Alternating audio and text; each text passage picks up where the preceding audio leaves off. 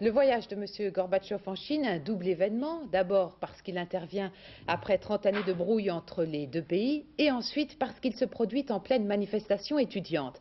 Celles-ci ont d'ailleurs perturbé le programme à plusieurs reprises. Le numéro 1 soviétique espère, il l'a dit, rencontrer les étudiants chinois mercredi. Georges Bortoli. Le numéro 1 soviétique en visite à Pékin, c'est un événement bien sûr, puisqu'on n'avait plus vu cela depuis 30 ans. Il est clair que l'amélioration des relations soviéto-chinoises, si longtemps exécrables, va modifier les données politiques dans toute l'Asie. Et pourtant, cette arrivée a été un peu escamotée. Le président de la République chinoise, Yang Shangkun, s'était déplacé jusqu'à l'aérodrome pour saluer M. Gorbatchev, mais la véritable cérémonie d'accueil avait été annulée parce qu'elle devait se dérouler place Tiananmen et que place Tiananmen, il y avait ce matin encore les manifestations étudiantes. Il y avait les grévistes de la faim, près d'1 millier, les traits tirés par l'absence de nourriture et par 2 nuits plus que difficiles.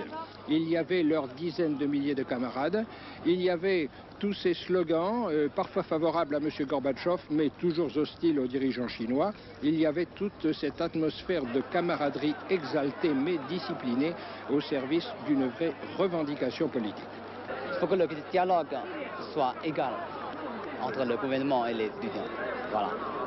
Les étudiants et le pouvoir, pour une fois d'accord, ont balayé pour rien les traces de ces 2 folles journées.